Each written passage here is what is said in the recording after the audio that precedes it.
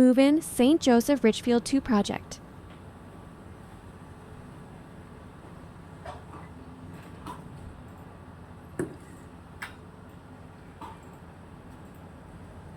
Ito mga kamakin ko eh.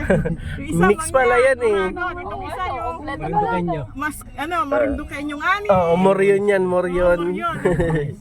Yung ano to, ano yan, Dom? Diretso lang. Diretso lang Disco po po. Rudy. Yan, anong baya? Ayun, si Billy. Iba-ibang ponto pala yan eh. Oo, ano yan, iba-iba. Oh. Bro, dito tayo.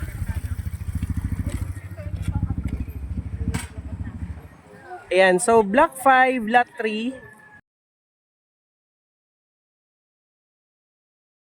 Ayan, kasama namin sila ma'am for initial, and pag wala kaming nakitang sira, diretso final inspection. So ito po yung amenities: basketball court, swimming pool, clubhouse, man-made lake, jogging path, reading area, and playground, at marami pang iba.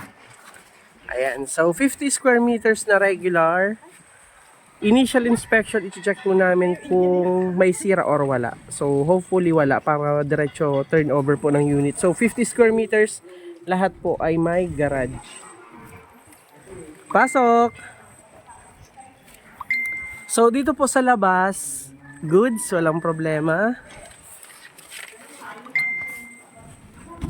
Ayan po. So, bale, susundan po natin yung checklist, yung wall, yung ceiling. Ayan po, isa-isa na lang po muna. Sir, dito po muna, sir. Yan, bintana po, pang-open nyo po. Sige, ma'am. Open nyo na para kayo rin makita nyo po. Yan. Sige po, push lang. Push. Yun. Ayan, guys. May tubig na po dito. Wala pa po. So, i-disregard nyo po muna yung electric at tubig. Yan, push. Bago pa lang po. Ayan. Bago pa lang po. Okay, dito po muna tayo sa wall. Tsaka yung CR. Breaker. Ito po, CR. Ayan po, pwede nyo pong ilipat yan. Ma'am, yung sa inyo po ay wala. Nasa loob. Kaya kailangan pang bakbakin. Ito po. Di ba nung unang punta po natin na nasa labas, yung iba pong black, ganun. Iba na po yung contractor dito eh, nasa loob. Ayan. Opo, nasa loob siya.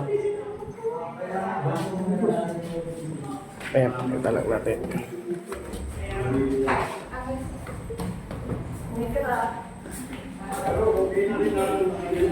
Wala naman tulo. Ang importante po dito yan.